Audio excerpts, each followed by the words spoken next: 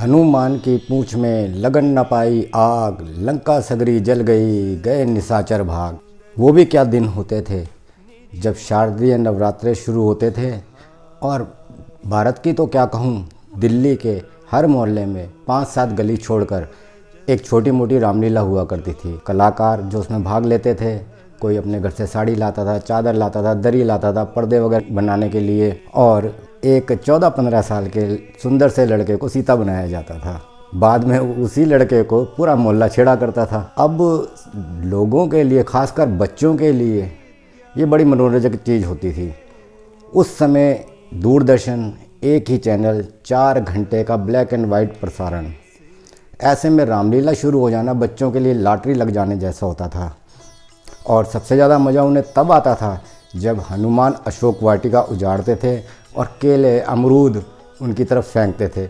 जो लोग वंचित रह जाते थे बाद में एक बड़ी सी परात में रखकर उनमें सब में वितरित कर दिया जाता था। और इस आपाधापी में वो लोग ये भूल ही जाते थे कि पीपल की शाखाओं या नीम की टहनियों के ऊपर से ये केले अमरूद कैसे आ गए। तो मित्रों, ये जो वीडियो है ये हनुमान के जन्म से लेकर उसकी मृत्यु तक, चौंक गए ना, मृत्यु तक ऐसे ऐसे तथ्य मैं बताने वाला हूँ इन 2 पुस्तकों के माध्यम से। एक रामचरितमानस है तुलसीकृत, दूसरी वाल्मीकिकृत रामायण है।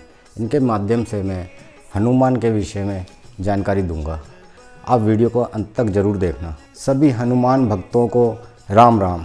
भारत के लगभग सभी अखाड़ों में बजरंग बली अर्थात हनुमान की प्रतिमा या एक चित्र लगा होता है, और लगभग सभी हिंदू पहलवान उनका आशीर्वाद लिए बिना अखाड़े में नहीं उतरते हैं। हनुमान के विषय में सारी जानकारी आती कहाँ से है? ये सारी जानकारी मुख्यतः उन काव्यों से आती है जो राम, सीता, रावण को केंद्र में रखकर लिखे गए। उनमें सबसे प्रमुख है वाल्मीकि रामायण।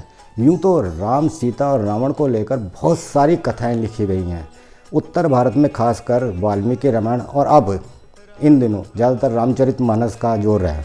इन सभी राम, सीता और रावण की कथाओं में एक केंद्र बिंदु पात्र जरूर है, और वो है हनुमान। अगर पूरी इन कथाओं से इसी पात्र को हटा दिया जाए तो ये पूरी कथा एक तरह से नीरस हो जाती है। ये एक ऐसा पात्र है जो बहुत बलशाली था, अणु की तरह सूक्ष्म हो जाता था, विशाल हो जाता था, भारी हो जाता था, हल्का हो जाता था, हवा में तैरने लग जाता था, इधर से उधर जब मर्जी जैसे मर्जी चला जाता था। ये शक्तियाँ, ये बल कहते हैं अष्टसिद्धि और नवनिधि उन्हें प्राप्त थी, उसके कारण था। कोई एक आम व्यक्ति अगर ऐसे सोचे तो उसका तो दिमाग ही चकरा जाए, परंतु आस्था और श्रद्धा जो ना मनवा दे वो कम है। अष्टसिद्धि नवनिधि के दाता, इस बर दीन जानकी माता। कहा जाता है कि ऐसा वरदान उन्हें जानकी जी यानी सीता जी ने दिया था। रामचरितमानस और वाल्मीकि रामायण, उसमें हनुमान के जन्म के बारे में कहा गया है। वाल्मीकि रामायण बालकांड सर्ग 17 में श्लोक संख्या 16, हनुमान नाम वाले ऐश्वर्यशाली वानर वायु देवता के औरस पुत्र थे। उनका शरीर वज्र के समान सुदृढ़ था, वे तेज चलने में गरुड़ के समान थे। पृष्ठ संख्या 96 पर ये वर्णन मिलता है। इसके बाद सीधा वर्णन इनका तब मिलता है जब किष्किंधा कांड शुरू होता है, परंतु तुलसीदास ने की रामचरितमानस में इस बारे में कोई वर्णन नहीं है। ख़ास तौर से बस सीधा उसमें ये कह दिया गया कि जब दशरथ ने ये पुत्रेष्टि यज्ञ किया था उस समय सभी देवताओं ने ये वरदान दिए थे कि हम रामचंद्र जी की सहायता के लिए तमाम तरह के भालू, बानर आदि आदि के रूप में प्रकट होंगे और रामचंद्र जी की सहायता करेंगे जिससे वो रावण का वध कर सकें। इसी प्रकार किष्किंधा कांड के 2 सर्ग श्लोक 13 में हनुमान जी की पहली भेंट जब रामचंद्र जी से होती है तो वो भिक्षु के वेश में जाते हैं, जबकि रामचरितमानस में तुलसीदास जी कहते हैं कि वो ब्राह्मण के वेश में जाते हैं।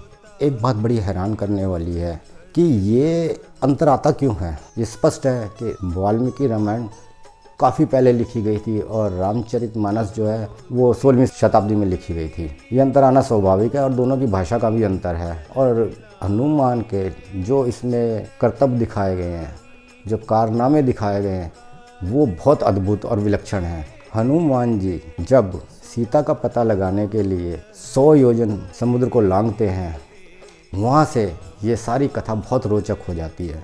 और उसके बाद वो सीता जी का पता लगाते हैं और लंका में 80,000 राक्षसों का वध करते हैं। रावण के पुत्र अक्षय कुमार का भी वध कर देते हैं और वापस लौटते हैं और सब वानर सेना में बहुत उत्साह हो जाता है। इस एक पात्र को यदि इस कथा से हटा दिया जाए तो पूरी कथा नीरस हो जाएगी। आप सुंदरकांड देखिए, इसके आते ही कथा में गति आ जाती है।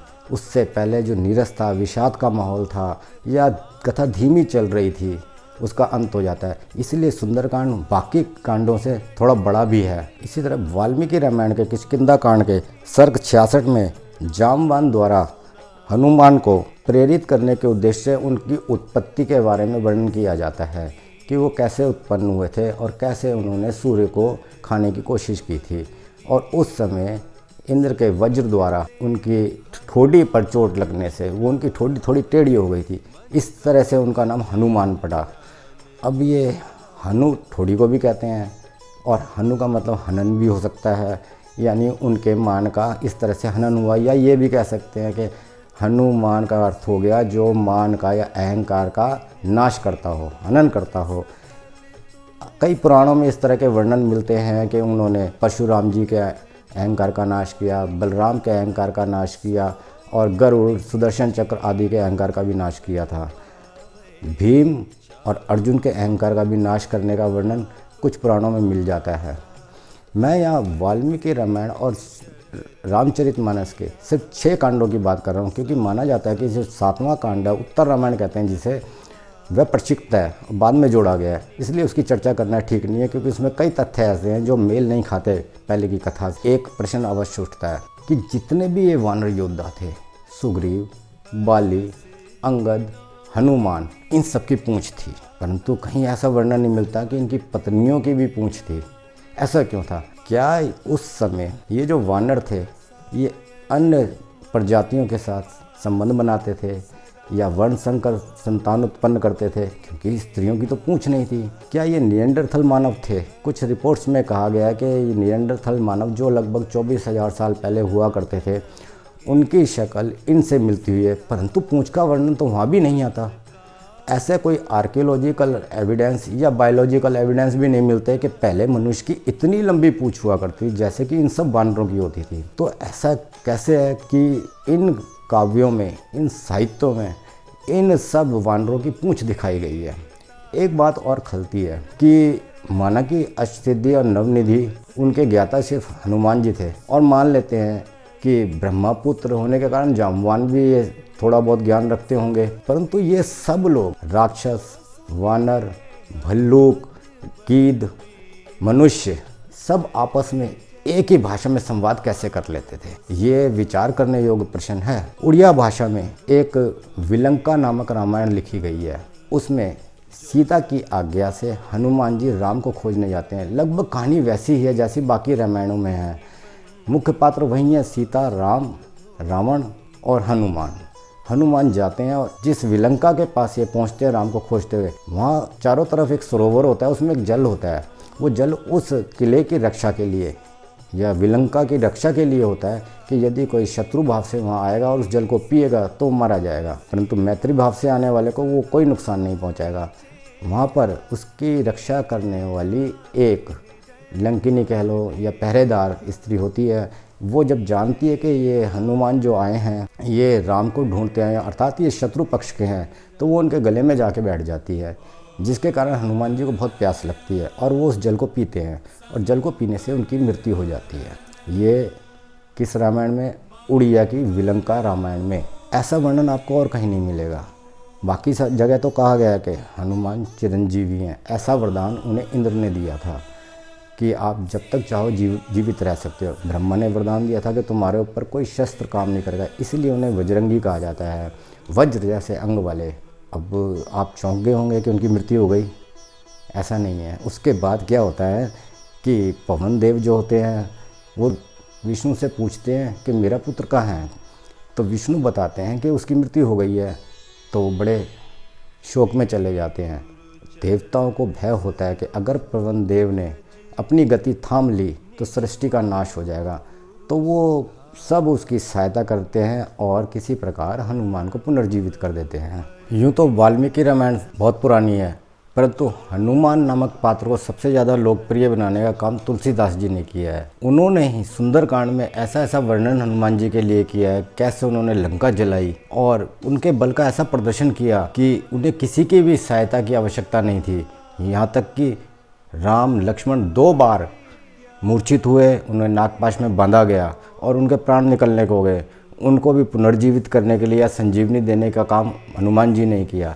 ऐसा लगता था कि हनुमान के बराबर और कोई बलशाली है ही नहीं उस सेना में। यहाँ तक कि वो बिना डरे रावण तक से लड़ जाते हैं और मेघनाथ के आगे भी वो बिल्कुल नहीं घबराते हैं। यहाँ तक कि उसके महल में जाकर, उसके मंदिर में जाकर उनके यज्ञ को भंग भी कर देते हैं। किसी प्रकार किसी तरह का भय नहीं। भूत पिशाच निकट नहीं आवे, महावीर जब नाम सुनावे।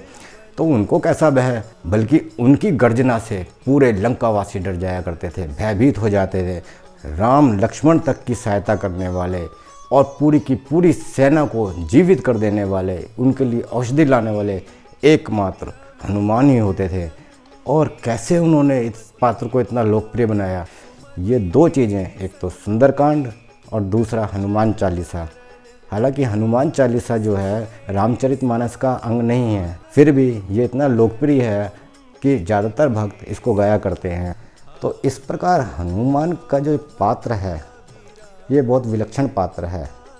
मैं तो सरकार से अपील करूँगा कि तीरंदाजी, शूटिंग, ये ऐसे खेलों के लिए जिसमें फेंकने जैसे भाला हो गया, इन सब के लिए अर्जुन अवार्ड तो ठीक है, परंतु कुश्ती, बॉक्सिंग व अन्य मार्शल आर्ट्स के लिए बजरंगबली अवार्ड घोषित किया जाए।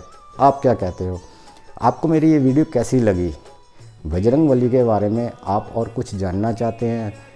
अब ये मिथ है, इतिहास है, इसके कोई एविडेंस है नहीं, उसमें जाने की ज़रूरत नहीं है, क्योंकि ये एक बड़ा रहस्यपूर्ण सब्जेक्ट हो जाएगा। कुछ श्रद्धा की भी बात है, अगर मैं इस पर चर्चा करूँगा तो कई लोग इसमें नाराज़ भी हो जाएंगे। अगर आपको वीडियो अच्छी लगी तो लाइक अवश्य करना और हाँ, सब्सक्राइब करना ना भूलना। नमस्कार।